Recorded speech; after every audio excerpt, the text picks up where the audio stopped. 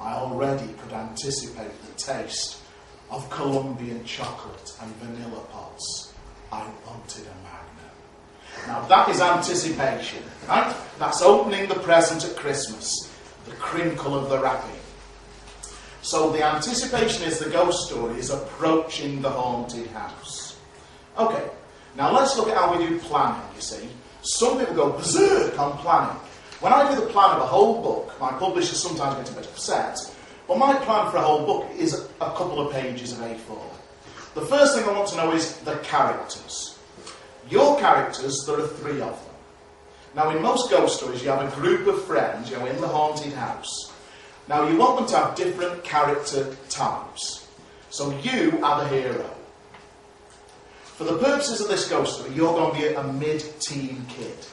Because at your age, you're highly unlikely to be allowed by your parents to stay out all night. So you're a teenager in this story, and you've told your parents you're having a sleepover at a friend's, but you're not. You have accepted a dare to stay in a haunted house overnight. And you're a bit, ooh. But your best friend is the leader. And the leader doesn't fear anything. Now your leader can be a girl or a boy. So the leader can be Danny, Stephen, Hermione, Jessica. Right? Are you one of them names? No.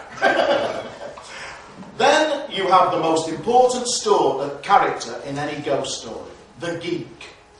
The geek is the kid who doesn't want to do it. Who first senses the vibes of evil. So the first thing in your head, I want to have your name and the names of 2 friends. You are the first person narrator, I, and you've got these 2 friends with you at the start of the story. The other bit with anticipation, you must not see the house till I tell you. Hide the house. So we're going to start halfway up the hill as you approach Bushy House. Bushy House is a place of evil. Nobody in the town likes it, but nobody can remember what happened there 100 years ago today. So today is the 17th of September 2008. Here's the backstory. This is what you know as the writer, what your reader doesn't know. 100 years ago today, at the stroke of midnight, an evil man called Grimsdyke, he murdered his whole family. Murder! Murder! Murder! Most foul, we're doomed, Captain Manning, we're all doomed. On this night, his ghost will live again, and you will meet him. Alright? Do we all get the plot? Good? We're not going to lose the plot. Okay. As soon as you get to your place, when you have gobbled your apple, or scrunched your pear, Miss will tell you to pop to your seats. You will immediately get your piece of paper or your book, and then, purposefully, you will write today's date and the title, Dead of Night. I'm going to type it. When Miss sends you to your place, you will move like a reticulated python straight to your seat. And then from then on, you'll always remember Wednesday. I used to knock my knee or gnaw my gnu, and that helped me to spell difficult words well. Right? And I always did that in my head. And gnawing a gnu is a very tasty thing to do. Right, the next thing I want you to do is this. We're going to look at good openings. Here's one from one of my stories. Some houses are born evil. Palatine House is one of them. That would be a good opening. That grabs the reader's attention. It's better than one day I went to a haunted house. Another example is something like this. Nobody goes near Palatine House after dark. It has a bad reputation. Both of those are called aphorisms, sayings, and they grab the reader's attention. Another opening might be something like that. You can see Palatine House from anywhere in the town. It seems to sit on the hill and watch. And then finally, we might start with what's called a predictive opening. 3 of us approached Palatine House that night. Only 2 would return home alive. And that will get the reader going, ooh, I wonder who dies. Right. Now, you may use one of my openings to get going on one condition. You've got to change at least one word.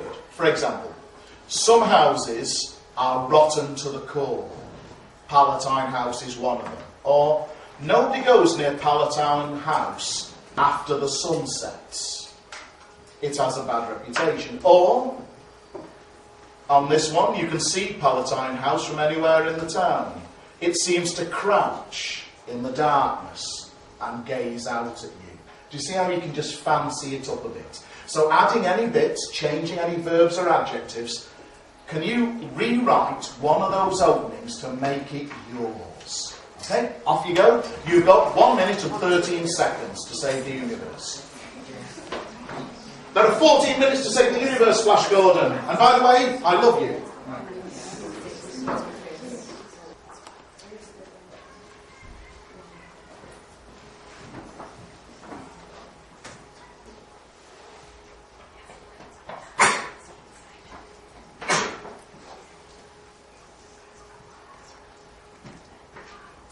And to indicate to me that you've finished, as soon as you've finished, just glance up. That tells me when you've finished.